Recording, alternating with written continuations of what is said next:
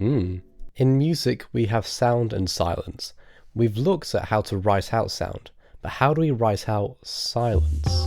The sign for writing out silence in music is called a rest. A silence lasting as long as a crotchet is indicated by a crotchet rest, as said so here.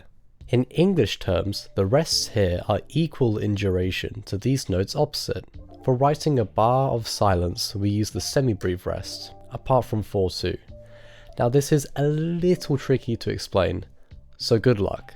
In 4/2, the note value we use is a minim because of the 2, and we need 4 minims in each bar because of the 4. Now if we tried to use a semi-brief rest, then we would only have half a bar of silence because a semi-brief is worth 2 minims, and we need 4.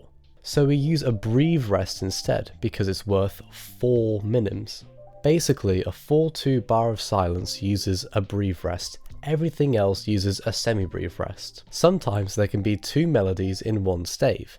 The higher melody stem goes upwards and the lower melody stems go downwards. Rests are put near the melody instead of right in the middle of the bar. Last thing on rests, if the music doesn't start on the first beat of the bar, then you can either write out the rests or not do that. Ties are used within bar lines and across bar lines. They're used to make the rhythm easier to see / actually playable. For example, if your note doesn't fit in the bar because it's too long, then you can use a tie to show the correct length of the note. You can write them like this for one note and like this for 2 notes. Dots also make your note longer by half of the note value. That's a fancy talk for this picture. Rests can be dotted too. But rests can't be tied because music. The reason why we have both is because dots are really useful 90% of the time, until you need to lengthen the note across a bar line. That's where the ties come in. Double dotted notes are a thing. The second dot halves the length of the first dot, but they're not really used in a lot of music, so don't worry about them. So we know that a crotchet can be divided into 2 quavers, but it can also be divided into 3 quavers, which is called a triplet. A triplet is indicated with a 3 in the center of the notes and is contained within 1 bar. What that means is this: crotchet, quavers, triplet quavers. They all fit into 1 bar. It's crazy. Here's some other triplets that you might see in music if you're unlucky. When there's lots of triplets in a piece of music and it's obvious that they're triplets, then composers tend to leave out the centered 3. But when it's scary to read, then composers leave in the 3.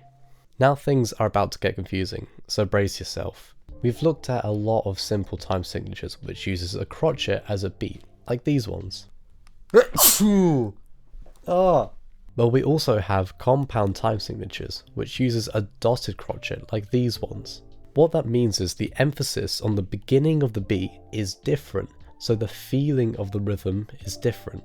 The best way to show this is to use 3/4 and 6/8 as an example. Both contain 6 quavers in the bar, but the 3/4 one sounds like this.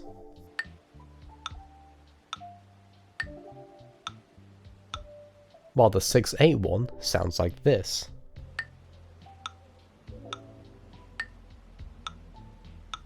And every time signature has its equivalent compound time signature. You can also call them fancy names like these.